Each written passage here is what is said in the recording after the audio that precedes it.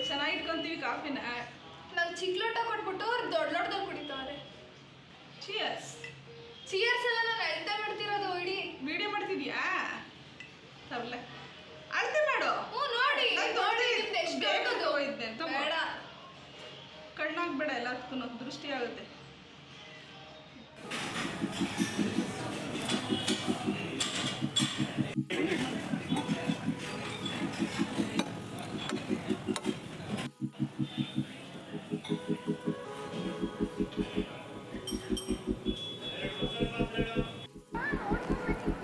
Hi friends, ಎಲ್ರಿಗೂ ನಮಸ್ಕಾರ.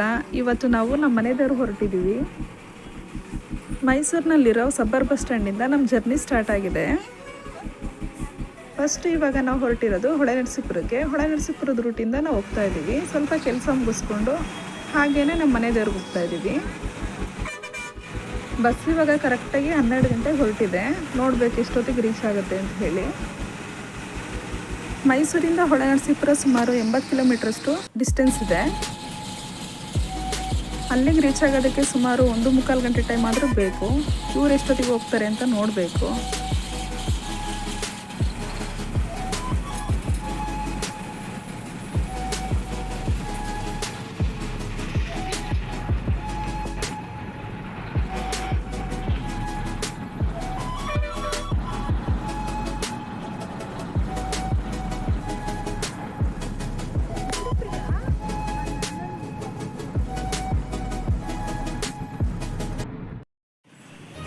ಅಂತೂ ಇಂತೂ ಹೊಳೆನರಸೀಪುರ ರೀಚ್ ಆಗಿದ್ದೇ ಲೇಟ್ ಆಗಿತ್ತು. ಸುಮಾರು 3:15 ಆಗಿಬಿಟ್ಟಿದೆ. ಊಟದ ಸಮಯ ಬೇರೆ. ನಾವೀಗ ಒಂದು ಹೋಟ್ಲಿಗೆ ಬಂದಿದ್ದೀವಿ. ಹೊಳೆನರಸೀಪುರ ಬಸ್ ಸ್ಟ್ಯಾಂಡ್ ಅಪೋಸಿಟಲ್ಲೇ ಒಂದು ಹೋಟ್ಲಿದೆ ಅಂತ ಅಲ್ಲಿಗೆ ಬಂದ್ವಿ. ಇಲ್ಲಿ ನಾವೆಲ್ಲರೂ ಹೋಳಿಗೆ ಊಟನೇ ತೊಗೊಂಡ್ವಿ. ಹಪ್ಪಳ, ಉಪ್ಪಿನಕಾಯಿ, ಸಾಂಬಾರು ಜೊತೆಗೆ ಹೋಳಿಗೆ ಹಾಕಿದ್ರು. ಹೋಳಿಗೆ ತುಂಬ ಚೆನ್ನಾಗಿತ್ತು. ಹೇಳಬೇಕು ಅಂತ ಅಂದರೆ ಹೋಳಿಗೆ ಒಂದು ಬಿಟ್ಟು ಇನ್ನೇನೂ ಚೆನ್ನಾಗಿರಲಿಲ್ಲ. ಅನ್ನ ಸಾಂಬಾರಾಗಲಿ, ಪಲ್ಯ ಆಗಲಿ ಸ್ವಲ್ಪ ಕೂಡ ಚೆನ್ನಾಗಿರಲಿಲ್ಲ. ಇವಾಗ ದೇವಸ್ಥಾನಕ್ಕೆ ಬಂದ್ವು. ದೇವಸ್ಥಾನಕ್ಕೆ ಬರೋಷ್ಟರಲ್ಲಿ ಸುಮಾರು ಸಂಜೆ 5 ಗಂಟೆ ಆಗಿಬಿಟ್ಟಿತ್ತು. ಸಂಜೆ ಪೂಜೆಗೆ ಬಂದ್ವಿ. ದೇವಸ್ಥಾನಕ್ಕೆ ಬಂದಿದ್ದಂತೂ ತುಂಬ ಖುಷಿ ಆಯಿತು. ಯಾಕಂದರೆ ಪಾಸಿಟಿವ್ ವೈಬ್ಸ್ ದೇವಸ್ಥಾನದಲ್ಲಿ ತುಂಬ ಚೆನ್ನಾಗಿರುತ್ತೆ. ಈ ಪ್ಲೇಸಿಗೆ ಬರೋದಕ್ಕಂತೂ ನನಗೆ ತುಂಬ ಖುಷಿ. ಯಾಕಂದರೆ ನಮ್ಮ ಮನೆ ದೇವರಾಗಿರೋದ್ರಿಂದ ವರ್ಷಕ್ಕೊಂದ್ಸರಿನಾದರೂ ಇಲ್ಲಿಗೆ ಬಂದು ಪೂಜೆ ಮಾಡಿಸ್ಕೊಂಡು ಹೋಗ್ತಾ ಇರ್ತೀವಿ. ನಾವು ಹೊಳೆನರಸೀಪುರದಿಂದ ಹೊರಟಾಗ ಸುಮಾರು 4 ಗಂಟೆ ಆಗಿತ್ತು. ಅಲ್ಲಿಂದ ನಾವು ಹಳ್ಳಿ ಮೈಸೂರಿಗೆ ಬಂದ್ವಿ. ಹಳ್ಳಿ ಮೈಸೂರು ಬಂದು ಸುಮಾರು 21 ಕಿಲೋಮೀಟರ್ ಇದೆ. ಅಲ್ಲಿಂದ ಮತ್ತೆ ಹಳ್ಳಿ ಮೈಸೂರಿಂದ ಇಲ್ಲಿಗೆ ಬರಬೇಕು ಅಂತ ಹೇಳಿದ್ರೆ ಮತ್ತೆ 9 ಕಿಲೋಮೀಟ್ರ್ ಆಗುತ್ತೆ. 9 ಕಿಲೋಮೀಟ್ರಿಗೆ ಬಂದರೆ ಇಲ್ಲಿ ನಿಮಗೆ ದೇವಿದಂದ್ರೆ ಅಂತ ಒಂದು ಊರು ಸಿಗುತ್ತೆ. ಅಲ್ಲಿರೋಂಥದ್ದೇ ಈ ದೇವಿರಮ್ಮನ ದೇವಸ್ಥಾನ. ಈ ತಾಯಿ ಆಶೀರ್ವಾದ ನಿಮ್ಮೇಲೂ ಇರಲಿ ಅಂತ ಕೇಳ್ಕೊತಾ ಈ ದೇವಸ್ಥಾನದೊಳಗಡೆ ಹೋಗ್ತಾ ಇದ್ದೀನಿ. ತುಂಬ ಶಕ್ತಿಯುತವಾದಂಥ ದೇವಸ್ಥಾನ ಇದು. ಸಪ್ತಮಾತೃಕೆಯರು ನೆಲೆಸಿರೋ ಸ್ಥಳ ಇದಾಗಿರೋದ್ರಿಂದ ತುಂಬ ಶಕ್ತಿಯುತವಾಗಿರೋಂಥ ದೇವಸ್ಥಾನ ಇದು. ಹಲವು ಭಕ್ತಾದಿಗಳಿಗೆ ಬೇಡಿದ ವರಗಳನ್ನ ಕರುಣಿಸೋಂಥ ಮಹಾತಾಯಿ ಇವಳು. ಸಪ್ತಮಾತೃಕೆಯರು ಇಲ್ಲಿ ಬಂದು ಹೇಗೆ ನೆಲೆಸಿದ್ರು ಅಂತ ಇಲ್ಲಿನ ಅರ್ಚಕರನ್ನ ಕೇಳಿ ವಿಚಾರಿಸೋಣ ಬನ್ನಿ. ತುಂಬ ಜೋರು ಮಳೆ ಬರ್ತಾ ಇದೆ. ಸಪ್ತಮಾತೃಕೆ ಯೋಜನೆ ಇವರು ಚಿಕ್ಕಮಂಗ್ಳೂರಲ್ಲ ಬೀಳಿದ ದೇವಿರಮ್ಮ. ಅವರು ಹಾಸನದಲ್ಲಿ ಆಶ್ರಮದೇನ ಇವರು ಇಲ್ಲಿ ಬಂದು ನೆಲೆಯಾಗರು. ಮುಂದೂರು ಅಂತ ಇದೆ ಪಕ್ಕ. 7 ಜನರಲ್ಲಿ ಪಾರಿಜಾತ ಹೂನ ತೊರಕ್ಕೆ ಅಂತ ಹೇಳೋದು. ಆಗ ಶ್ರವಣ ಪೈದರ ಬೆಳೆಯುವುದಿಲ್ಲ. ಶ್ರವಣ ಪೈದರ ಅವರು ಇವರು ನಿರ್ವಹಣೆ ಇದೆ. ಇವರಿಗೆ ಮದುವೆ ಆಗಿಲ್ಲ. ಇವ್ರನ್ನ ಹೇಗಾದರೂ ಮಾಡಿ ಹತ್ತಗೆಡಿಸ್ಬೇಕು ಅಂತ. ಆಗ ಅವ್ರಿಗೆ ಇವ್ರು ತಪ್ಪಿಸ್ಕೊಂಡು ಇಲ್ಲೆಲ್ಲ ಬಂದಿರೋದು. ತಪ್ಪಿಸ್ಕೊಂಡು ಅವರು ಯಾವಾಗಲೂ ಇವರು ಪತ್ತಿರ್ತಕ್ಕಂಥ ಅವ್ರು ಬೆಳಿತಾನೆ ಹೋದರು. ಇದನ್ನ ಕತೆ ನಮಗೆ ನಮ್ಮ ತಾತಂದು ಹೇಳಿ ಅಂತ ಒಂದು ಸಂದರ್ಭದಲ್ಲಿ ಇವರನ್ನ ಸರ್ಪ ಅಂತ ಹೇಳ್ತೀವಲ್ಲ, ಆ ರೂಪದಲ್ಲಿ ಅವರು ಇವ್ರು ನಟ್ಟಾಡ್ಸಕ್ಕಾಗಲ್ಲ. ಸಪ್ತ ಸಾಗರ 7 ಸಾಗರ ದಾಟಿ ಬರ್ಬೇಕು ಇವರು. 7 ಸಾಗರ ದಾಟಿ ಬರುವಂಥ ಸಂದರ್ಭದಲ್ಲಿ 4 ಸಾಗರ ದಾಟದ 5ನೇ ಸಾಗರಕ್ಕೂ ಬಂದವರು. ಇವರು ನನ್ನ ಬಿಡೋದಿಲ್ಲ ಹಿಂಬಾಲಿಸ್ತಾರೆ ಅಂತ ಹೇಳಿ ಇವರು ಒಂದು ತಾಯಿ ರೂಪ ತಾಳ್ತಾರೆ. ದೇವಿರಮ್ಮರು ತಾಯಿ ರೂಪ ತಾಳಿ ನಾವು ಪಾತ್ರೆ ಅಂತೀವಿ. ಆಗ ಗಿಂಡಿಗೆ ಹಾಲನ್ನು ಇವರು ಕರೆದಿಟ್ಟು ಆ ಹಾಲನ್ನು ಕುಡ್ದು ಬಂದರೆ ನಾನು ನಿನ್ನ ಒರೆಸ್ತೀನಿ. ಓ ಸರಿ ಸರಿ ಹಾಂ ತೋರಿಸ್ತೀನಿ. ಹಾಂ ಹಾಂ ಇವ್ರು ಏನು ಹೇಳೋ ಸಪ್ತ ಮಾತ್ರಿಕೆ ಅಲ್ವೇ, ಹೌದು ಅಷ್ಟು ಸುಲಭ ಅಲ್ಲ. ನಿಜ. ಆದರೂ ಅವರು ಇಟ್ಟುಕೊಂಡು ಅವರು ಆ ಹಾಲನ್ನ ಕುಡಿದು 6,000 ದಾಟಲು ಇನ್ನೊಂದು ಸಾಗರ ಇದೆ. ಇನ್ನೊಂದು ಸಾಗರ ದಾಟ್ತೀವಿ ಅಂತ ಗೊತ್ತಾಯ್ತು ಅವ್ರಿಗೆ. ಹಾಂ ಆವಾಗ ಏನು ಮಾಡಿದ್ರು, ಹಾಂ ಬೆಟ್ಟಳ್ಳಿ ಬೆಟ್ಟ ಅಂತಿದೆ, ಇಲ್ಲಿಂದ 7 ಕಿಲೋಮೀಟರ್. ಸರಿ ಎಂತ ಬೆಟ್ಟ? ಬೆಟ್ಟಳ್ಳಿ ಬೆಟ್ಟ. ಬೆಟ್ಟಳ್ಳಿ ಬೆಟ್ಟ. ಹಾಂ ಸರಿ. ಅಮ್ಮನವರು ಹಾಂ 6 ತಿಂಗಳು ಇಲ್ಲಿ ಇರ್ತಾರೆ, 6 ತಿಂಗಳು ಅಲ್ಲಿ ಇರ್ತಾರೆ. ಹೌದಾ? ದೀಪಾವಳಿ ಕಳೆದು ಕಾರ್ತಿಕ್ ಮಾಸ ಕಳೆದ ಮೇಲೆ ಹಾಂ ಕಮ್ಮಿ ಮಳೆ ಬರುತ್ತೆ, ಆವಾಗ ಅಲ್ಲಿ ಹೋಗಿರ್ತಾರೆ. ಹಾಂ ಅಲ್ಲಿಂದ ನಾವು ಇಲ್ಲಿ ಕರ್ಕೊಂಡ್ಬರ್ತೀವಿ. ನಾವು ಇಲ್ಲಿಂದ ಹಾಂ ಚಿಕ್ಕ ಮಕ್ಕಳು, ಒಂದು ಹೆಣ್ಣು ಒಂದು ಗಂಡು, ಹೆಣ್ಣು ಮಕ್ಕಳು ಮೈಲೇರಿರಬಾರ್ದು. ಒಂದು 5-6 ವರ್ಷ 7 ವರ್ಷ 9 ವರ್ಷ ಒಳಗಡೆ ಬಾಲಿಕೆ. ಬಾಲಿಕೆ, ಒಂದು ಗಂಡು ಮಗು ಅದೇ ರೀತಿ. ಹಾಂ ಹಾಂ ಇಬ್ಬರನ್ನ ಇಲ್ಲಿಂದ ಗಂಡು ದೇವರು ಹೆಣ್ಣು ದೇವರು ಅಂತ ಹೇಳಿ ಮಾಡ್ಕೊಳ್ತೀವಿ. ಹಾಂ ಹಾಂ ಹಾಂ ಇಲ್ಲಿಂದ ಮಾಡ್ಕೊಂಡು ಬೆಟ್ಟ ಬಿಡ್ತೀವಿ, ಅಲ್ಲಿ ಜಾತ್ರೆ ನಡೆಯುತ್ತೆ. ಸರಿ. ಅಲ್ಲಿಂದ ಅಮ್ಮನ ಕರ್ಕೊಂಡ್ಬರ್ತೀವಿ. ವರ್ಷಕ್ಕೊಂದು ಬಾರಿ ಆ ಬೆಟ್ಟದ ಮೇಲೆ ನಿಂತ್ಕೊಂಡು ಹೋದರೆ ಹಾಂ ನಮ್ಮ ದೇವಿರಮ್ಮನ ಕಳಸ ಕಾಣುತ್ತೆ. ಹೌದಾ? ಈ ಕಳಸ ಹಾಂ ದೇವ್ರನ್ನ ಯಾರು ಮಾಡ್ಕೊಂಡು ಹೋಗ್ತೀವಿ ಮಕ್ಕಳು, ಹಾಂ ಅವರು ಕಾಣುತ್ತೆ. ಅವರು ಕಾಣುತ್ತೆ. ಅವ್ರ ಜೊತೆ ದೇವರ ಸೇವಕರ ಹೋಗಿರ್ತೀವಲ್ಲ ನಾವು, ಅವ್ರಿಗೂ ಕಾಣುತ್ತೆ. ನಮಗೂ ಕಾಣುತ್ತೆ. ಇನ್ನು ಯಾರಿಗೂ ಕಾಣುತ್ತೆ, ಬೇರೆ ಯಾರಿಗೂ ಕಾಣಲ್ಲ. ಯಾರಿಗೂ ಕಾಣಲ್ಲ. ಕರ್ಕೊಂಬಂದಿಲ್ಲಿ ವರ್ಷಕ್ಕೆ ಒಂದು ಬಾರಿ ಎಡೆ ಮಾಡೋದಿದೆ. ಎಡೆ ಅಮ್ಮನಿಗೆ ವರ್ಷಕ್ಕೆ ಒಂದೇ ಬಾರಿ ಎಡೆ ಹಾಂ ಜಾತ್ರೆನೂ ಮಾಡ್ತೀರಾ ಇಲ್ಲ? ಜಾತ್ರೆ ಮಾಡ್ತೀವಿ. ಹಾಂ. ವರ್ಷಕ್ಕೆ 2 ಜಾತ್ರೆ ಆಗುತ್ತೆ. ಇದು ದೀಪಾವಳಿ ಆಯಿತು ಮೊನ್ನೆ, ಹಾಂ ಹಾಂ ಆಮೇಲೆ ಯುಗಾದಿ ಅಂತೇಳಿ ಆಗುತ್ತೆ. ಹಾಂ ಹಾಂ ಹಾಂ ವರ್ಷಕ್ಕೆ ಒಂದು ಎಡೆ ಇಡುವಂಥ ಸಂದರ್ಭದಲ್ಲಿ ಹಾಂ ನಾವು ಪುರೋಹಿತರು ಎಷ್ಟು ಮನೆ ಇದ್ದೀವಿ ಹ್ಞೂ ಅಷ್ಟು ಮನೆಯಿಂದ ಹ್ಞೂ ನಾವು 3 ಥರ ಮಾಡೋದಿದೆ, ಬೇರೆ ಏನೇನು ಮಾಡಲ್ಲ. ಬಿಳಿ ಅನ್ನ, ಹ್ಞೂ ಬೆಲ್ಲದನ್ನ, ಹ್ಞೂ ಮೊಸರನ್ನ ಅಂತೇಳಿ ಮಾಡ್ತೀವಿ. 3 ಥರ ಅನ್ನ 3 ಥರ ಅನ್ನ ಮಾಡೋದು ನೈವೇದ್ಯ ಮಾಡಿ. ನೈವೇದ್ಯಕ್ಕೆ. ಆ 3 ಥರ ಅನ್ನೋದು ಮನೆಯಿಂದ ಏನು ಎತ್ಕೊಂಡ್ಬರ್ತೀವೋ ಹ್ಞೂ ಅಥವಾ ಹರಕೆ ಇರೋರು ಏನು ಕೊಡ್ತಾರೋ, ನಾವು ಅಂಗಡಿಯಿಂದ ಏನು ತರಬೇಕು ಅಂತಂದರೆ ಹ್ಞೂ ನಾವು ಮನೆಗೆ ಹೋಗೋಣ. ಹೌದಾ? ಎಷ್ಟು ಜನ ಇಲ್ಲಿ ಈಗ ಒಂದು ತೆಂಡೆ ವಾರ ಇದೆ, 3 ತೆಂಡೆ ಇದೆ ನಮ್ಮದು. ಹ್ಞೂ 3 ವರ್ಷಕ್ಕೊಂದು ಬಾರಿ ನನಗೆ ಪೂಜೆ ಬರುತ್ತೆ. ಆ ಥರ ಇದೆ. ಆ ಒಂದು ಸಂದರ್ಭ, ಆ ಅಡುಗೆ ಮಾಡುವಂಥ ಸಂದರ್ಭ 3 ವಟಾರ ಅಂತ ಇರುತ್ತೆ. ಹಾಂ ಸರಿ. ವಹಿಸ್ಕೊಂಡಿರ್ತಾರೆ. ವಹಿಸ್ಕೊಂಡಿರ್ತಾರೆ. ಅಷ್ಟು ಜನ ಹಾಂ ಇಲ್ಲಿಗೆ ಬಂದು ಮನೆಯಿಂದ ಸ್ನಾನ ಮಾಡ್ಕೊಂಬರೋದು ಲೆಕ್ಕಿಲ್ಲ. ಹಾಂ ಇಲ್ಲಿ ಅಮ್ಮನ ಕೊಳದಲ್ಲಿ ಹೋಗಿ ಸ್ನಾನ ಮಾಡ್ಕೊಂಡು ನಾವು ಹ್ಞೂ ಬಾಯಿಗೆ ಬಟ್ಟೆ ಕಟ್ಕೊಂಡು, ಓ ಮೈಲಿಗೆ ಆಗಬಾರ್ದು, ಹಾಂ, ಮೈಲಿಗೆ. ಎಂಜಿನ ಆಗಬಾರ್ದು. ಬಾಯಿಗೆ ಬಟ್ಟೆ ಕಟ್ಕೊಂಡು ಆ ಮೂಲೆಯಲ್ಲಿ ಹ್ಞೂ ಹ್ಞೂ ಆ ಮೂಲೆಯಲ್ಲಿ ದೇವಸ್ಥಾನ ಹಿಂಭಾಗ ಹೇಳ್ತಾರೆ ನಮ್ಮ ಹಾಂ ಸರಿ ಸರಿ ಸರಿ. ಕಾಂಪೌಂಡ್ ಒಳಗಡೆ. ಹಾಂ ಹೊರಗಡೆ. ಎತ್ತರಕ್ಕೆ ಅಷ್ಟು ಯಾರೂ ಬರೋಂಗಿಲ್ಲ, ಯಾರೂ ನೋಡೋಂಗಿಲ್ಲ. ಹೌದಾ? ಹಾಂ ಅಡುಗೆ ಮಾಡ್ಬೇಕಾದ್ರೆ ಯಾರು ನೋಡೋಂಗಿಲ್ಲ, ಬರೋಂಗಿಲ್ಲ. ನಾವಿಲ್ಲಿ ಏನು ಬಂದಿರ್ತೀವಿ, ನಾವೆಲ್ಲೂ ಹೋಗಿಲ್ಲ. ನೀವೆಲ್ಲೂ ನಾವೇನೆಲ್ಲೂ ಇಲ್ಲೇ ಇರಬೇಕು. ಇಲ್ಲೇ ಇಲ್ಲೇ ಇಲ್ಲೇ ಸ್ನಾನ ಕೊಳದಿಂದ ಮಾಡ್ಕೊಂಡ್ಬಂದ್ರೆ ಪ್ರತಿಯೊಂದು ಪಾತ್ರೆಗೆ ಏನು ಬೇಕೋ ಎಲ್ಲ ಇಲ್ಲೇ ರೆಡಿ ಮಾಡ್ಕೊಂಡು 3 ರೆಡಿ ಮಾಡಿ ಹ್ಞೂ 12:30 1 ಗಂಟೆ ಹೊತ್ತಿಗೆ ಮುಗೀತೀವಿ. 1 ಗಂಟೆ ಆಗ್ಬೋದಪ್ಪ, 2 ಗಂಟೆನೇ ಆಗ್ಬಿಡ್ಬೋದು. ಹ್ಞೂ ಮುಗೀತದೆ. ಮುಗಿದಂಥ ಸಂದರ್ಭದಲ್ಲಿ ಆ 3 ಎಡೆನ ತಂದಿಗೆ 7 ಜನಕ್ಕೆ ಮತ್ತು ಸುಬ್ರಹ್ಮಣ್ಯ ವಿಘ್ನೇಶ್ವರ ಹ್ಞೂ 9 ಎಡೆನ ಮಾಡ್ತೀವಿ. 9 ಎಡೆಗಳು ಇಡ್ತೀರಾ? 9 ಎಡೆನ ಇಡ್ತೀವಿ. ಆ 9 ಎಡೆನ ಇಟ್ಟು ಇಲ್ಲಿ ಒಂದು ನರಪಿಳ್ಳೆನಾಗಿರಲ್ಲ, ಯಾರೂ ಇರಲ್ಲ. ಕಾಂಪೌಂಡಿಗೆ ಹೊರಿಕೊಂಡೋಗ್ತೀವಲ್ಲ, ಸರಿ ಸರಿ. ಎಲ್ಲ ಬಾಗಿಲು ಹಾಕೊಂಡು ಹೋಗ್ತೀವಿ ಹಾಂ ಹಾಂ ಎಡೆ ಇಟ್ಟು. ಹಾಂ ಆ 9 ಜನ ಇಟ್ಟು ಹೋಗಿ ಹಾಂ ಇವರು ಸ್ವೀಕಾರ ಮಾಡವ್ರೆ ಅಂತ ನಮಗೆ ಗೊತ್ತಾಗಬೇಕು ಅಂದರೆ ಹಾಂ ಹಾಂ ನಾವೇನು ಇಟ್ಟಿರ್ತೀವೋ ಅದು ಹರಗಿರುತ್ತೆ. ಹಾಂ ಹಾಂ ಹೌದಾ? ಕರಗಿರುತ್ತೆ. ಸತ್ಯ ಅದು ನಿಜನಾ? ಹರಗಿರ್ತದೆ. ಹಾಂ ಹಾಂ ಎಲ್ಲ ಹರಡ್ದಂಗೆ ಆಗಿರುತ್ತೆ. ಹರಡ್ದಂಗೆ ಆಗಿರುತ್ತೆ. ಸರಿ ಸರಿ ಸರಿ. ಹಾಗೈತೆ ಅವ್ರು ಸ್ವೀಕಾರ ಮಾಡೋದೆ ಅಂತ ನಮಗೆ ಗೊತ್ತಾಗಬೇಕು. ಏನೋ ಒಂದು ಸೌಂಡ್ ಬರುತ್ತೆ, ಅದು ಯಾವ ಥರ ಏನು ಅಂತ ಗೊತ್ತಿರೋದಿಲ್ಲ ಆ ಸಂದರ್ಭಕ್ಕೆ. ಹಾಂ ಸರಿ ಸರಿ. ಅದನ್ನ ನಾವು ತಿಳ್ಕೊಬೇಕು ಅಷ್ಟೇ. ಎಲ್ಲರೂ ಕಿವಿ ಬಟ್ಟೆ ಕೇಳ್ತಾ ಇರ್ತೀವಿ ಅವ್ರು ಕೂತ್ಕೊಂಡು. ಹಾಂ ಹಾಂ ಹಾಂ ಎಷ್ಟು ಜನ ಇರ್ತಾರೋ ಅವ್ರು ಯಾರು ಮಾತಾಡಲ್ಲ, ಸೈಲೆಂಟ್ ಆಗಿ ಕೊಟ್ಟು ಅವ್ರ ಸೂಚನೆ ಯಾವ್ದು ಬರುತ್ತೆ? ಅದು ಏನು ಸೌಂಡ್ ಕೊಡ್ಬೋದು ಅವರು. ನಾವು ಒಂದು ಅಕ್ಕಿಯಾಗಿ ಸೌಂಡ್ ಕೊಡ್ಬೋದು, ಕದ ತಕ್ಕಂಗೆ ಸೌಂಡ್ ಕೊಡ್ಬೋದು, ಇಲ್ಲ ಒಂದು ಸ್ವಲ್ಪ ಗಂಟೆನಾದ ಬರ್ಬೋದು, ಏನಾದರೂ ಬರ್ಬೋದು. ನಮಗೆ ಆ ಸಂದರ್ಭಕ್ಕೆ ಏನು ಬರುತ್ತೋ ಆ ಸೂಕ್ಷ್ಮನ ಅಬ್ಸರ್ವ್ ಮಾಡಿಕೊಂಡು ನಮ್ಮಿಂದ ಹಿರಿಯವರು ಇರ್ತಾರಲ್ಲ, ಆಗಿರುತ್ತೋ ಒಬ್ರದ್ದು ಆಗಿರೋದಿಲ್ವೋ, ಹೌದೌದು, ಶಬ್ದ ಮಾಡ್ಕೊಂಡು ಬರ್ಬೇಕು. ಕೇಳಿರೋದ್ರಿಂದ ಒಬ್ರದ್ದು ಆಗಿರೋದು ಒಬ್ರದ್ದು ಆಗಿರೋ ಅವ್ರ ಮಾತುಕತೆ ಚರ್ಚೆ ಏನಾದ್ರು ನಡೆಸ್ತಾ ಇರ್ತಾರೆ. ಅಂಥ ಸಂದರ್ಭದಲ್ಲಿ ನಾವೇನು ಮಾಡ್ತೀವಿ, ಎಲ್ಲರೂ ಶಬ್ದ ಈ ಮಾಡ್ಕೊಂಡು ಥರ ಶಬ್ದ ಮಾಡ್ಕೊಂಡು ಬರ್ತೀವಿ. ಶಬ್ದ ಮಾಡ್ಕೊಂಡ್ಬಂದು ಮೊದಲನೇ ಬಾಲ್ ಅಲ್ಲಿ ತೆಗಿತೀವಿ. ಅಲ್ಲಿ ತೆಗೆದು ನಾವು ಏನು ನೋಡೋದಿಲ್ಲ, ಸಡನ್ನಾಗಿ ಈ ಬಾಲ್ ಓಪನ್ ಮಾಡ್ತೀವಿ.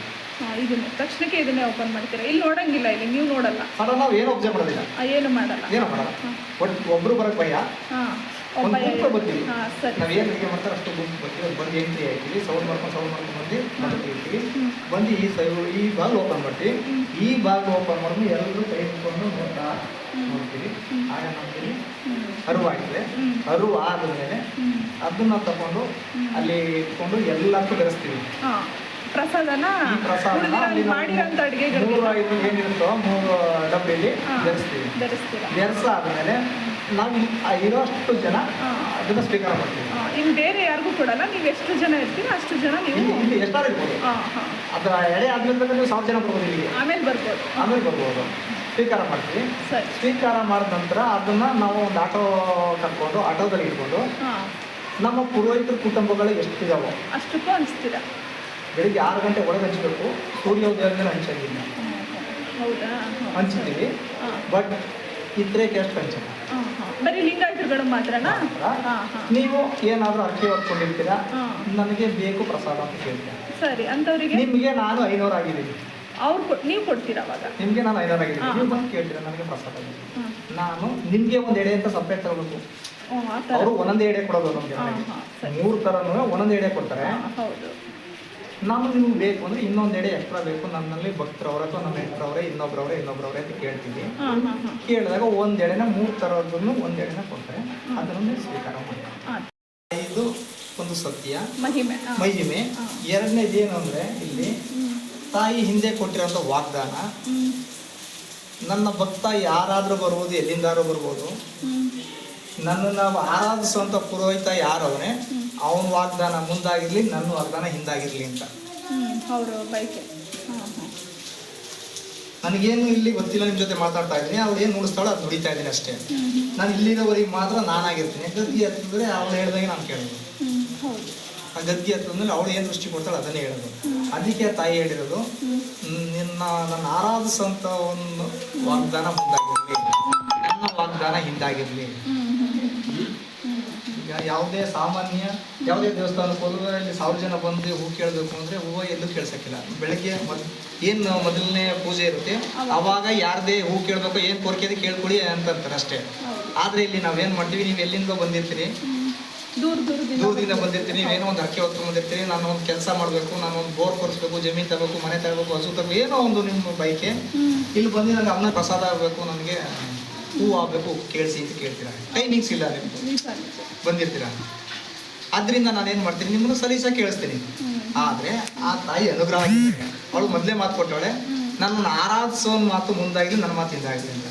ಅದರಿಂದ ನೀವು ಯಾರ್ಯಾರು ಬಂದು ನಿಮ್ಮ ಮನಸ್ಸು ನೋಡಬಾರ್ದು ಹೂ ಕೇಳ್ತೀವಿ. ನಾವು ಹೂ ನೀವು ತಲೆಯಲ್ಲಿ ಇಟ್ಟು ಅಮ್ಮನಲ್ಲಿ ಕೇಳ್ತೀವಿ, ಆಗುತ್ತೆ ಸಕ್ಸಸ್ ಆಗಿ ಅಂದರೆ ಬಲಕ್ಕೆ ಸಲೀಸಾಗಿ ಕೊಡ್ತಾಳೆ. ನಿಧಾನ ಆಗುತ್ತೆ ಅಂದರೆ ಮಧ್ಯ ಕೊಡ್ತಾಳೆ. ಲೇಟು ಅಥವಾ ನೀವು ಕೈ ಹಾಕಬೇಡ ಅನ್ನೋದಾದರೆ ಎಡಕ್ಕೆ ಕೊಡ್ತಾಳೆ. ಇಲ್ಲಿ ಕೇಳ್ಕೊಂಡು ಹೋಗಿರೋದು ಯಾರ್ದು ಅಷ್ಟು ಸುಲಭವಾಗಿ 100ಕ್ಕೆ 90 ಭಾಗ ಫೇಲ್ ಆಗಿಲ್ಲ. 10% ಫೇಲ್ ಆಗುತ್ತೆ. ಯಾವ ಥರ ಅಂತ ಕೇಳಿ ಅದನ್ನು. ಏನೋ ಅವರು ಕೇಳ್ಕೊಂಬಿಟ್ರು, ನಾನು ನಿಮಗೆ ಪ್ರಶ್ನೆ ಹಾಕಿರೋದು, ಬಟ್ ಅವ್ರು ಕೇಳ್ಕೊಂಡು ಆ ತಾಯಿ ಅವಳಿಗೆ ವರದಾನ ಕೊಟ್ಟವಳೆ. ನಾನು ಏನು ಅನ್ಕೋತೀನಿ, ನಾವು ಇಲ್ಲಿ ಡೈರೆಕ್ಟಾಗಿ ಕೂತಿದ್ದೀವಿ, ನಿಮ್ಗಾಗಿದೆ ತಗೊಳ್ಳಿ ಅಂದ್ಬಿಟ್ಟು ನಾನು ನಿಮ್ಗೆ ಕೊಡ್ತೀನಿ. ನೀವು ಇನ್ನೊಂದ್ಸಲ ಬರ್ತೀರಿ, ಸ್ವಾಮಿ ಹೋದ ಸಲ ಬದುಕೇ ಆಯಿತು, ನನಗೆ ಏನು ಸಕ್ಸಸ್ ಆಗಿಲ್ಲ ಅಂತ. ಇದೆ 10% ಆಯ್ತು ಅದು. ಅದಕ್ಕೆ ನಾವು ಹೇಳ್ತೀವಿ, ಯಾರಾದರೂ ಪ್ರಸಾದ ಕೇಳಬೇಕಾದ್ರೆ ದಯಮಾಡಿ ಬೇರೆಯವ್ರು ಯಾರು ಏನು ಅನ್ಕೋಬೇಡಿ ಅಂತೀವಿ. ಆದರೆ ಈಗ ಇಲ್ಲಿ ನಿಂತವ್ರೆ, ನಿಮ್ಮ ಕುಟುಂಬ ಬೇರೆ, ಅವ್ರ ಕುಟುಂಬ ಬೇರೆ, ಅವ್ರ ಮನಸ್ಸಲ್ಲಿ ನಮ್ಮ ಮಾತು ಅವ್ರಿಗೆ ಕಿವಿಗೆ ಹೋಗಿರಕ್ಕಿಲ್ಲ. ಅವ್ರು ಧ್ಯಾನದಲ್ಲಿ ಇರ್ತಾರೆ, ಅವ್ರು ಧ್ಯಾನದಲ್ಲಿ ಅವ್ರು ಕೇಳ್ಕೊತಾರೆ, ತಾಯಿ ಅವ್ರಿಗೆ ಕೊಟ್ಟಿರ್ತಾರೆ. ಈಗ 10% ಫೇಲ್ ಆಯ್ತದೆ, 90% ಇಲ್ಲಿ ವಾಗ್ದಾನ ಕೊಟ್ಟರೆ ಯಾವುದು ಫೇಲ್ ಆಗಿದೆ. ನಾವು ಏನೇ ಒಂದು ನನ್ನ ಅರ್ಚಕನೇ ಇರ್ಬೋದು, ಇಲ್ಲಿ ಇದು ನಾವು 164 ಜನ ಅರ್ಚಕರಿದ್ದೀವಿ, ಅದರಲ್ಲಿ 400-500 ಜನ ಇದ್ದೀವಿ ಅವ್ರ ಮಕ್ಕಳು ಅಂತೇಳಿ. ನಮಗೆ 8 ದಿನ ಪೂಜೆ ಇದೆ, 10 ದಿನ ಪೂಜೆ ಇರ್ತದೆ, 3 ದಿನ ಇರ್ತದೆ, 2 ದಿನ ಇರ್ತದೆ. ನಾನು ಬಂದಾಗ ನಾನೊಂದು ಮಾಡ್ಕೊಂಡು ಹೋಗಿರ್ತೀನಿ. ಆದರೆ ನಾಳೆ ಬಂದು ನಾನು ಯಾವ್ದಾದ್ರು ಕೆಲ್ಸಕ್ಕೆ ಹೋಗ್ಬೇಕಾರಮ್ಮ ಇಲ್ಲಿ ಬಂದು ನಾನು ಕೇಳ್ಕೊಂಡೆ ಬಂದಿರ್ಬೋದು. ನಾನು ಇಲ್ಲಿ ಬಂದು ಮುಂದೆ ಕೇಳ್ಕೊಂತೀನಿ. ಹಾಗೆ ಇಷ್ಟು ನನಗೆ ಗೊತ್ತಿರೋಂಥದ್ದನ್ನ ನಿಮ್ಗೆ ಹೇಳಿದ್ದೀನಿ. ಇದರಲ್ಲಿ ಇನ್ನೂ ತಪ್ಪುಗಳು ಇರ್ತವೆ, ಆಮೇಲೆ ತಿಳುವಳಿಕೆ ಕಮ್ಮಿನೂ ಇರೋದೇ ಇರುತ್ತೆ. ಹಂಗಾಗಿ ಅನ್ಯತಾ ಭಾವಿಸ್ಬಾರ್ದು. ನನಗೆ ಗೊತ್ತಿರೋದನ್ನ ಅಲ್ಪ ಹೇಳಿದ್ದೀನಿ. ನಮ್ಮ ಹಿರಿಯವರು ನಮ್ಗೆ ಹೇಳ್ಕೊಟ್ಟಿರೋದನ್ನ ಸ್ವಲ್ಪ ಹೇಳಿದ್ದೀನಿ, ಗೊತ್ತಿರೋಷ್ಟು ಹೇಳಿದ್ದೀನಿ.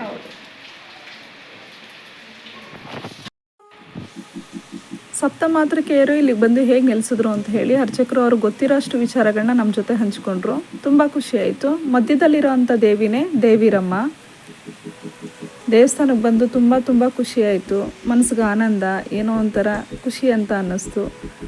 ಈ ದೇವಸ್ಥಾನಕ್ಕೆ ಯಾವ ಭಕ್ತಾದಿಗಳು ಕೂಡ ಬಂದು ಎಷ್ಟೊತ್ತಾದರೂ ಪರವಾಗಿಲ್ಲ ಹೂ ಕೇಳ್ಬೋದು. ಅದಕ್ಕೆ ಅವರು ಅವಕಾಶ ಮಾಡಿಕೊಡ್ತಾರೆ. ಕೆಲವು ದೇವಸ್ಥಾನಗಳಲ್ಲಿ ಬೆಳಗ್ಗೆ ಮಾತ್ರ ಹೂ ಕೇಳಬೇಕು ಅಂತಿರುತ್ತೆ. ಆದರೆ ಈ ದೇವಸ್ಥಾನದಲ್ಲಿ ಹಾಗಲ್ಲ.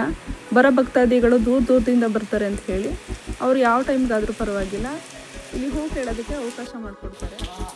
ನಾವೀಗ ಪೂಜೆ ಮುಗಿಸ್ಕೊಂಡು ದೇವಸ್ಥಾನದಿಂದ ಹೊರಗಡೆ ಬಂದ್ವಿ. ಗರ್ಭಗುಡಿ ಸುತ್ತ ಒಂದು ಪ್ರದಕ್ಷಿಣೆ ಹಾಕಬೇಕು ಅಂತ ಹೇಳಿ ಗರ್ಭಗುಡಿ ಸುತ್ತ ಒಂದು ಪ್ರದಕ್ಷಿಣೆ ಹಾಕ್ತಾ ಇದ್ದೀವಿ. ಪಕ್ಕದಲ್ಲೇ ಒಂದು ದೇವಸ್ಥಾನ ಇದೆ, ಅದು ಅಜ್ಜಮ್ಮನ ದೇವಸ್ಥಾನ ಅಂತ ಹೇಳಿ. ಮಳೆ ಅಂತೂ ಬರ್ತಾನೆ ಇದೆ. ಸುಮಾರು 2 ಗಂಟೆ ಟೈಮಿಂದ ಮಳೆ ಒಂದೇ ಸಮ ಬರ್ತಾನೆ ಇದೆ. ನೋಡಿ ಸುತ್ತಮುತ್ತ ಎಷ್ಟು ಪೀಸ್ಫುಲ್ ಆಗಿದೆ ಅಂತ ಹೇಳಿ. ವಿಶಾಲವಾಗಿದೆ ಈ ದೇವಸ್ಥಾನ. ಕುತ್ಕೊಳ್ಳೋದಕ್ಕಂತೂ ಆರಾಮ್ ಅನಿಸುತ್ತೆ, ಮನಸ್ಸಿಗೆ ಹಿತ ಅಂತ ಅನಿಸುತ್ತೆ.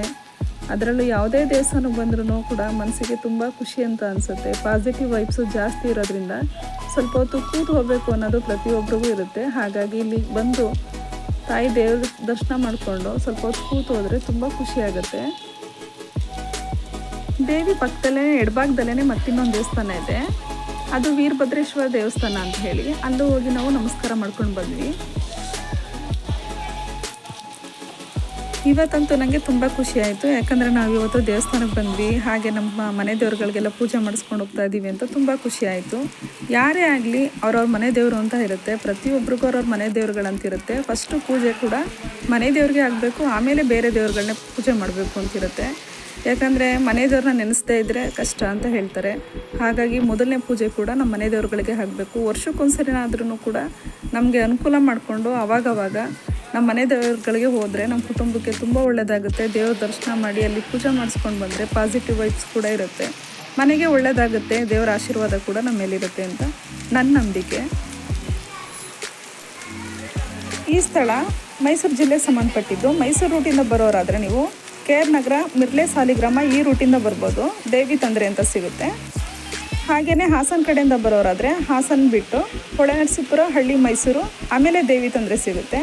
ಬಸ್ಸಿನ ವ್ಯವಸ್ಥೆ ಇಲ್ಲಿ ತುಂಬ ಚೆನ್ನಾಗಿದೆ. ಆದರೆ ಸಂಜೆ ಮೇಲೆ ಸ್ವಲ್ಪ ತುಂಬ ತೀರಾ ಕಮ್ಮಿ ಇರೋದ್ರಿಂದ ಸಂಜೆ ಒಳಗಡೆ ಹೋಗಬೇಕಾಗತ್ತೆ. ಓನ್ ವೆಹಿಕಲಲ್ಲಿ ಬರೋರಾದರೆ ನೀವು ಯಾವಾಗ ಬೇಕಾದರೂ ಬಂದು ಹೋಗ್ಬೋದು.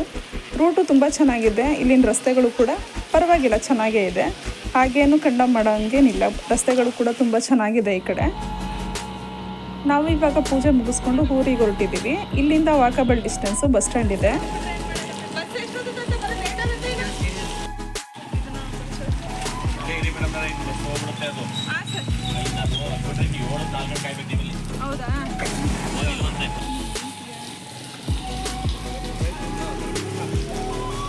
ನೋಡಿ ಫ್ರೆಂಡ್ಸ್, ನಮ್ಮಮ್ಮ ಇವಾಗ ಎಲ್ಲರಿಗೂ ಹೋಗೋ ಬರೋರಿಗೆಲ್ಲ ಲಿಫ್ಟ್ ಕೇಳ್ತಾ ಇದ್ದಾರೆ.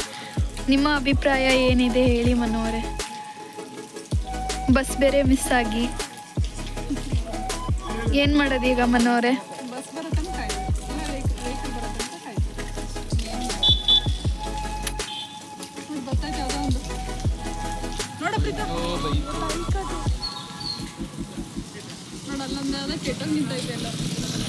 ಅದೇ ಈಗ ಹೋಗಿದ್ದು.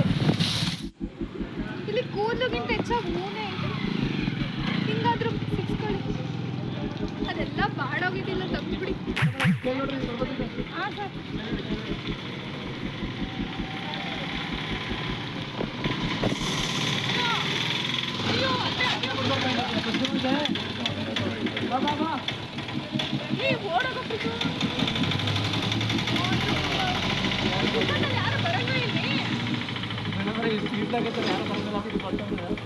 ಸರಿ, ಅದನ್ನ ಮಾತಾಡ್ಕೊಂಡು ಹೋಗ್ಬೋದಿತ್ತಲ್ಲ. ಸೀಟ್ ಲೆಕ್ಕ ಬರೋದೇ ಬೇಡ ಅವರು.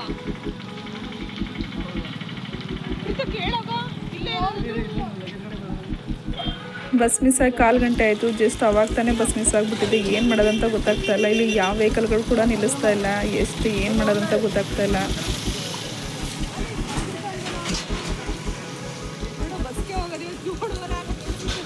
ಸಂಜೆ ಆದಮೇಲೆ ಅಕ್ಕಿಗಳು ಗೂಡು ಸೇರ್ಕೊಂಡಂಗೆ ಆಟೋದವ್ರು ಕೂಡ ಹಂಗೇನೆ ಗೂಡು ಸೇರ್ಕೋತಾ ಇದ್ದಾರೇನಪ್ಪ. ಯಾರೂ ಬರ್ತಾ ಇಲ್ಲ.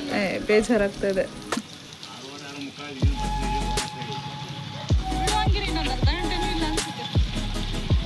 ಬಸ್ ಬರೋದು 7:15 ಅಂತ ಹೇಳಿದ್ರು. ಯಪ್ಪ, ಅಷ್ಟರಲ್ಲೊಂದು ಬಸ್ ಬಂತು. ತುಂಬ ಖುಷಿ ಆಯಿತು. ಓಡೋದ್ವಿ. ಮೊದಲೇ ಸಾಕಾಗಿತ್ತು, ನೋಡಿದ್ರೆ ಬಸ್ಸಲ್ಲೇನೋ ಸೀಟ್ ಸಿಗುತ್ತಾ ಕೂರೋದಕ್ಕೆ ಅಂತ ನೋಡಿದ್ರೆ ಬಸ್ ಫುಲ್ಲು ರಶ್ ಆಗಿತ್ತು. ಇಳಿಯೋರಂತೂ ಇಳಿತಾ ಇದ್ರು, ಹತ್ತೋರಂತೂ ಹತ್ತುತ್ತಾನೆ ಇದ್ರು. ಜಾಗನೇ ಇಲ್ದಂಗೆ ಆಗ್ಬಿಟ್ಟಿದೆ. ಈಗಂತೂ ಈ ಸರ್ಕಾರ ಬಂದು ಯಾಕಪ್ಪ ಈ ಸರ್ಕಾರ ಬಂತು ಅನ್ನೋಷ್ಟು ಬೇಜಾರಾಗ್ಬಿಟ್ಟಿದೆ. ಬಸ್ಗಳಲ್ಲಿ ಹತ್ತಕ್ಕೂ ಹೋಗೋದಿಲ್ಲ, ಇಳಿಯೋದಕ್ಕೂ ಆಗಲ್ಲ. ಯಾವಾಗಲೂ ರಶ್ ಇರುತ್ತೆ. ಸ್ಟೂಡೆಂಟ್ಗಳು ಅದು ಹೆಂಗೆ ಓಡಾಡ್ತಾರಪ್ಪ ಗೊತ್ತಿಲ್ಲ. ತುಂಬ ಬೇಜಾರಾಗುತ್ತೆ. ಏನು ಸರ್ಕಾರಗಳು ಇದು ಅಂತ ಅನ್ನಿಸ್ಬಿಡ್ತು ಇವತ್ತು. ಅಂತೂ ಇಂತೂ ಬಸ್ ಅಂತೂ ಹತ್ತಿದ್ವಿ. ನೋಡಿದ್ರೆ ಮಧ್ಯದಲ್ಲಿ ಒಂದು ಮಗು ಸಿಗಾಕೊಂಡ್ಬಿಟ್ಟಿದೆ. ಪಾಪ ಅದಕ್ಕೆ ಉಸಿರಾಡೋಕ್ಕೂ ಆಗ್ತಾ ಇದೆಯೇನೋ ಗೊತ್ತಿಲ್ಲ. ಅಷ್ಟು ಹಿಂಸೆಯಲ್ಲಿ ಇಕ್ಕಟ್ಟಲ್ಲಿ ನಿಂತಿದೆ.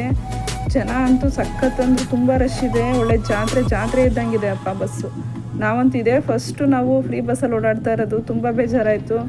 ಏನು ಈ ರೀತಿ ಜನಗಳು ಇಷ್ಟೊಂದು ಕುರಿ ತುಂಬ್ದಂಗೆ ತುಂಬ್ಕೊಂಡು ಹೋಗ್ತಾ ಇರ್ತಾರೆ ಬಸ್ಸಲ್ಲಿ. ಬೇಜಾರಾಗುತ್ತೆ. ಈ ಸರ್ಕಾರಗಳು ಇಲ್ಲದವೇ ಆಶ್ವಾಸನೆಗಳನ್ನ ಕೊಟ್ಟು ಫ್ರೀ ಅಂತ ಹೇಳಿ ಜನಗಳ ಜೀವ ತಿಂತಾ ಇದ್ದಾರೆ. ಪಾಪ ನಾವು ವರ್ಷಕ್ಕೊಂದ್ಸರಿ ನಾವು ಓಡಾಡೋದೇ ನಾವು ಇಷ್ಟು ಹಿಂಸೆ ಪಡ್ತೀವಿ. ಪಾಪ ಡೈಲಿ ಓಡಾಡೋ ಅಂಥ ಸ್ಟೂಡೆಂಟ್ಸ್ಗಳು ಯಾವ ರೀತಿ ಓಡಾಡ್ತಾರೆ, ಕೆಲಸ ಕಾರ್ಯಗಳಿರೋಂಥ ಗಂಡಸರುಗಳು ಹೆಂಗಸರು ಮಕ್ಕಳುಗಳು ಯಾವ ರೀತಿ ಓಡಾಡೋಕ್ಕಾಗುತ್ತೆ. ಯಾವುದೋ ಒಂದು ದರಿದ್ರ ಸರ್ಕಾರಗಳನ್ನ ಮುನ್ನಡೆಸಬೇಕು ಅಂತ ಹೇಳಿ ಇಲ್ಲದವೇನೆ ಆಶ್ವಾಸನೆಗಳನ್ನ ಕೊಟ್ಟು ಜನರನ್ನ ಮರಳು ಮಾಡ್ತಾ ಇದ್ದಾರೆ. ಇಲ್ಲಿ ಜನ ಮರಳೋ ಜಾತ್ರೆ ಮರಳೋ ಅನ್ನೋಂಗೆ ಆಗಿದೆ. ಇವಾಗ ಕೇರಳಂಗೆ ಮೈಸೂರು ಬಸ್ ಹತ್ತಿದ್ದೀವಿ ನೋಡಿ. ಇಲ್ಲಿ ಜನ ಹೆಂಗಿದ್ದಾರೆ ಅಂತ ಹೇಳಿ. ಜನ ಜಾತ್ರೆ ಇದ್ದಂಗಿದ್ದಾರೆ. ನನಗೊಂದೇ ಒಂದು ಸೀಟ್ ಸಿಕ್ತು, ಹೆಂಗೋ ಮಾಡಿ ಕೂತ್ಕೊಂಡೆ. ನಾನು 3 ಜನ ಮಕ್ಕಳು ಕೂಡ ಮೈಸೂರಿಗೆ ತನಕನೂ ನಿಂತ್ಕೊಂಡು ಬಂದಿದ್ದಾರೆ. 2.5 ಗಂಟೆ ಟೈಮ್ ಸತತವಾಗಿ ನಿಂತ್ಕೊಂಡಿದ್ದಾರೆ. ಅದು ಆ ರಶಲ್ಲಿ ಒಂದು ಕಡೆ ಕ್ರಾಸ್ ಆಗೋದಕ್ಕೂ ಜಾಗ ಇರಲಿಲ್ಲ. ಆ ರೇಂಜಿಗೆ ರಶ್ ಇತ್ತು. ತುಂಬ ಬೇಜಾರಾಗ್ತಾ ಇದೆ. ಜನಗಳೇ, ನಾನು ನಿಮ್ಮಲ್ಲಿ ಕೇಳ್ಕೊಳ್ಳೋದಿಷ್ಟೇ, ಓಟ್ ಹಾಕಬೇಕಾದ್ರೆ ನೀವು ನೋಡಿ ಮಾಡಿ ಓಟ್ ಹಾಕಿ. ಎಲ್ಲರೂ ವಿದ್ಯಾವಂತರಲ್ದಿದ್ರೂ ಬುದ್ಧಿವಂತರಂತೂ ಇದ್ದೀರಿ. ದಯವಿಟ್ಟು ಯಾವುದೇ ಸರ್ಕಾರ ಆಗಲಿ, BJP ಆಗಲಿ, ಕಾಂಗ್ರೆಸ್ ಆಗಲಿ, ದಳ ಆಗಲಿ, ಓಟ್ ಮಾಡೋದಾದರೆ ನೀಟಾಗಿ ನೋಡಿ ಮಾಡಿ ಓಟ್ ಮಾಡಿ. ಯಾವುದೇ ದುಡ್ಡಿಗೆ ಆಗಲಿ, ಇನ್ನೊಂದಕ್ಕೆ ಆಗಲಿ, ಆಶ್ವಾಸನೆಗಳಿಗೆ ಆಗಲಿ ನೀವು ಬಗ್ಗಕ್ಕೆ ಹೋಗಬೇಡಿ. ನೀವು ಬಗ್ಗದೇ ಇದ್ದರೆ ಅವರು ಸತತವಾಗಿ 5 ವರ್ಷ ಅವ್ರ ಆಳ್ವಿಕೆ ಇರುತ್ತೆ. ಆವಾಗ ನಾವು ಕಷ್ಟಪಡೋದು. ಹಾಗಾಗಿ ನೋಡಿ ಮಾಡಿ ಓಟ್ ಹಾಕಿ ಅಂತ ಕೇಳ್ಕೊತಾ ಇದ್ದೀನಿ. ಲಾಸ್ಟಲ್ಲಿ ನಾನು ಹೇಳೋದಿಷ್ಟೇ, ಅನ್ನೆಸೆಸರಿ ಓಡಾಡೋಂಥ ಮಹಿಳೆಯರಿಗೆ ನಿಮಗೆ ನಿಜವಾಗ್ಲೂ ಪರಿಜ್ಞಾನನೇ ಇರಲ್ಲ ಅಂತ ಅನಿಸುತ್ತೆ. ನಿಮ್ಮ ಮನೆಯಲ್ಲೂ ಹೆಣ್ಮಕ್ಳುಗಳಿರ್ತಾರೆ, ಗಂಡು ಮಕ್ಳುಗಳಿರ್ತಾರೆ, ಕೆಲಸ ಕಾರ್ಯಗಳಿಗೆ ಓಡಾಡೋಂಥವ್ರು ಇರ್ತಾರೆ, ಕಾಲೇಜ್ಗೆ ಹೋಗೋಂಥ ವಿದ್ಯಾರ್ಥಿಗಳಿರ್ತಾರೆ. ಇಂಥವ್ರಿಗೆ ನೀವು ಅನಾನುಕೂಲ ಮಾಡ್ತಾ ಇದ್ದೀರಾ ಅಂತ ನಾನು ಹೇಳ್ತೀನಿ. ಯಾಕಂದರೆ ಫ್ರೀ ಬಸ್ ಇದೆ ಅಂತ ಓಡಾಡ್ತಾ ಇರೋದೇ ಹೆಂಗಸರುಗಳು, ಗಂಡಸರುಗಳಲ್ಲ. ಬಸ್ಗಳಲ್ಲಿ 90% ಹೆಂಗಸರುಗಳೇ ಇರ್ತಾರೆ, ಗಂಡಸರುಗಳಿರಲ್ಲ. ಕೆಲವು ಗಂಡಸರುಗಳು ಕೆಟ್ಟದಾಗೆ ಮಾತಾಡ್ತಾರೆ. ಏನು ಫ್ರೀ ಬಸ್ ಇದೆ ಅಂತ ಈ ರೀತಿ ಬರ್ತಾ ಇದ್ದೀರಾ ಅಂತ. ಅದು ಮರ್ಯಾದೆ ಪ್ರಶ್ನೆ ಅಲ್ವಾ? ನಿಮ್ಮಂಥ ಹೆಂಗಸರುಗಳಿಂದ ಕೆಲವು ಹೆಂಗಸರುಗಳು ಅನ್ನಿಸ್ಕೋಬೇಕಾದ ಪರಿಸ್ಥಿತಿ ಬಂದಿದೆ. ಏನಾಗಿದೆ ನಿಮಗೆ? ಯಾಕೆ ಹಂಗೆ ಓಡಾಡ್ತೀರಾ ಅಂತಲೇ ಗೊತ್ತಾಗಲ್ಲ. ಫ್ರೀ ಬಸ್ ಇದೆ ಅಂತ ಸುಮ್ಮನೆ ವಿನಾಕಾರಣ ಓಡಾಡ್ತೀರಾ. ಏನಾಗಿದೆ ನಿಮಗೆ? ಇದನ್ನು ದುರುಪಯೋಗ ಅಂತ ಅನ್ನಲ್ವಾ? ಪ್ರತಿಯೊಬ್ಬ KSRTC ಬಸ್ ಕಂಡಕ್ಟರ್ಗಳಿಗೆ, ಡ್ರೈವರ್ಗಳಿಗೆ ನನ್ನ ಕಡೆಯಿಂದ ಹೃದಯಪೂರ್ವಕ ವಂದನೆಗಳನ್ನ ಅರ್ಪಿಸ್ತಾ ಇದ್ದೀನಿ. ಅಷ್ಟು ನೀವು ಹಾರ್ಡ್ ವರ್ಕರ್ಗಳು. ನನಗಂತೂ ತುಂಬ ಖುಷಿ ಆಯಿತು ನಿಮ್ಮ ವರ್ಕ್ ನೋಡಿ. ಅಷ್ಟು ಹ್ಯಾಟ್ಸ್ ಆಫ್ ನಿಮಗೆ. ಅಷ್ಟು ತಾಳ್ಮೆ ಇರೋದ್ರಿಂದ ತುಂಬ ಧನ್ಯವಾದಗಳನ್ನ ಅರ್ಪಿಸ್ತಾ ನಿಮಗೆ ನಾನು ಈ ಪ್ರಯಾಣನ ಇಲ್ಲಿಗೆ ಮುಗಿಸ್ತಾ ಇದ್ದೀನಿ. ತುಂಬ ಥ್ಯಾಂಕ್ಸ್ ನಿಮಗೆ. ಬಸ್ಸಲ್ಲಿ ಜರ್ನಿ ಮಾಡಿ ಸಾಕಾಗೋಗಿತ್ತು. ಹೊರಗಡೆ ಫುಡ್ಡು ತಿಂದು ಬೇಜಾರಾಗಿತ್ತು. 2 ಟೈಮು ಹೊರಗಡೆದೇ ತಿಂದಿದ್ವಿ, ತಿಂಡಿ ಊಟ 2. ಇವಾಗ ಮನೇಲಿ 1 ಟೈಮ್ ಆದರೂ ಮಾಡ್ಕೋಬೇಕು ಅಂತ ಹೇಳಿ ಅಲ್ಲಿಂದ ಬಂದು ವೆಜ್ ಪಲಾವ್ ಮಾಡಿ, ಹಾಗೆ ಮೊಸರು ಬಜ್ಜಿ, ಸೌತೆಕಾಯಿ ಜೊತೆಗೆ ಚಟ್ನಿ ಜೊತೆಗೆ ಊಟ ಮಾಡಿದ್ವಿ. ಖುಷಿ ಆಯಿತು. ದೇವ್ರ ದರ್ಶನ ಮಾಡಿದ್ದು ತುಂಬ ಖುಷಿ ಆಯಿತು. ಹಾಗೆ ಪ್ರಯಾಣ ಮಾಡಿದ್ದು ತುಂಬ ಬೇಜಾರಾಯಿತು ಆ ರಶಲ್ಲಿ.